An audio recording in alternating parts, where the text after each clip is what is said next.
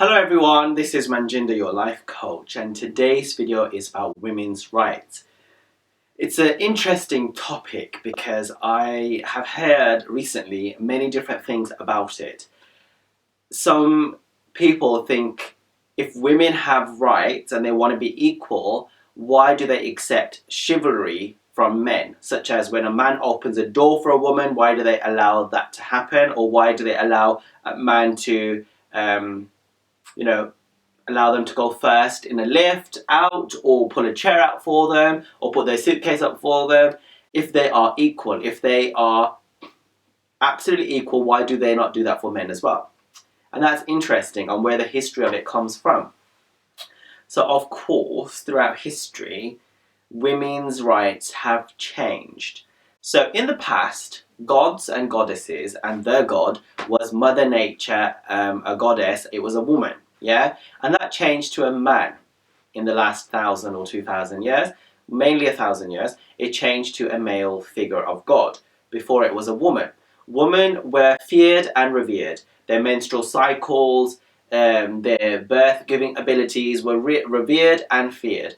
You've got statues from Turkey, which are like thousands of years old, where the woman that was a goddess was revered, was an obese lady who was appeared to be sitting on a throne with all sorts of animals coming out from her body and orifices and feeding off of her, as she was wild and revered as Mother Nature and feared as well. So that has been a situation that's been going on. Also, women have mostly in the past been seen as second-class citizens, mainly due to their physicality, the fact that men are more physically stronger, naturally made by genetics, and then female, the body shape is a lot more slender and therefore less muscle mass on there.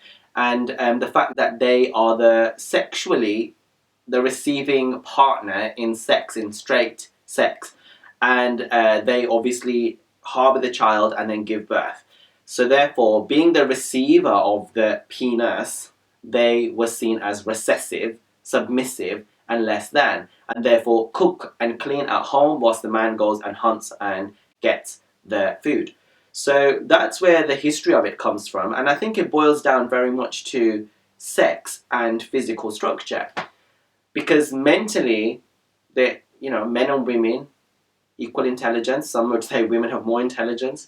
So that's what's happened. And then over the last 100, 200 years, women's rights movements have started and kicked off, asking for equality with the feminism, feminist movements and things like that. However, as you can see, still we have gender pay gap disparities, men being paid more for the same job, more men being represented in CEOs and in film and music and art and industry and science, and less girls going on to higher qualifications in maths and science. And therefore, there's still those issues. But are women perpetuating these? Are women adding to them? Because some women are anti-feminist, and some women do enjoy the privileges that come from being treated as the lesser sex, such as chivalry and opening doors, which should apply to everybody. However, it's applied, some people who I have spoken to believe it only applies to women. And also having a seat on transportation.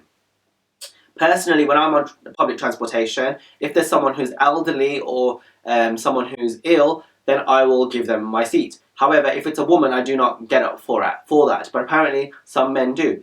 So, are we perpetuating the inequality that exists between men and women by allowing such practices to occur? Are you men who are very chivalrous? Are you men who open doors and let women have privileges? Are you those type of men? And are you perpetuating it? Or do you think that's needed to give women a say and a right? Are you a woman who's watching this video right now and feel you have some other opinion? Then leave a comment below. Give it a thumbs up, share with your friends.